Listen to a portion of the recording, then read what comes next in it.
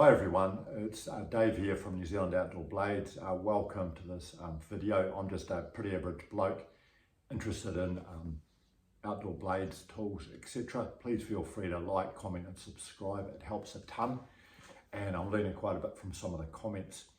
Now recently my father gifted me an old-fashioned anvil hammer, and it brought me to thinking about the early days of metalwork production in this country. Now, various tools and weapons were actually produced in this country dating right back to the early settlement by Polynesian Maori in this country, and I understand they started arriving around 1100 AD. It wasn't until the late 1700s though that metal arrived in New Zealand, which was brought by the first Europeans.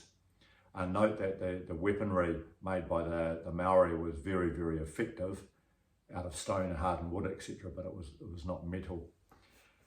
When the first boats started to arrive, they were primarily interested in what was available as a business here, which were, for example, whaling and sealing. So you have these whalers and sealers show up, and they brought with them, of course, their own knives and tools, mainly from the United Kingdom and also from Australia.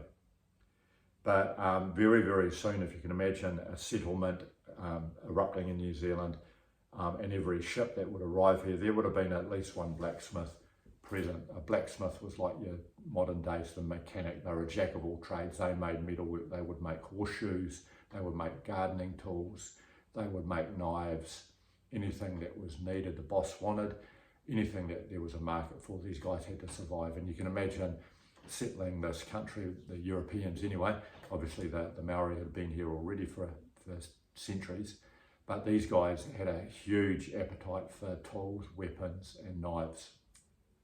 But just your average blacksmith would be the person making the knives in New Zealand, and the rest of them would have been imported from Australia and the United Kingdom by and large. The knives that would have been made in New Zealand, I've done a video on some of the earlier hunting knives, were very, very simple in design, based on the wants and needs of the local population. And since sheep farming became very, very prolific from the late 1800s, a very common design was this sheep skinning type knife here, which is an old one made out of high carbon steel. So these were not particularly sophisticated knives. However, in present day, your modern knife makers in New Zealand, there's a lot of small time companies making very high quality knives, have got a habit of, or reputation of making very high quality knives for niche purposes like bushcraft or hunting.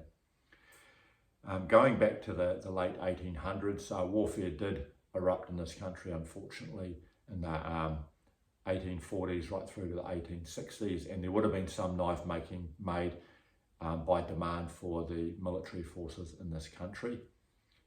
After that, the knives were made, some of them for the military, but a lot of them just for farmers and hunters and settlers. The first larger knife company that I'm aware of in this country was a company called Green River, and they started making knives such as this one here out of high carbon steel, and distributing them throughout the country.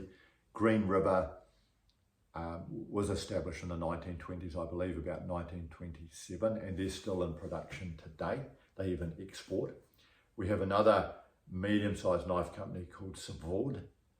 You might have heard of them, and they make relatively high quality but robust outdoors hunting knives. They also export a few of them. But by and large, the knife making community is niche in this country.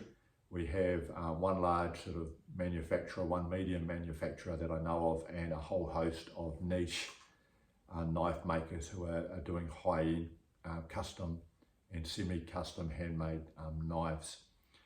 But yeah, I just thought I'd do a little bit of a video on this subject because I just found it sort of passing interest based on some of the interest in the historical knives I've done on my channel.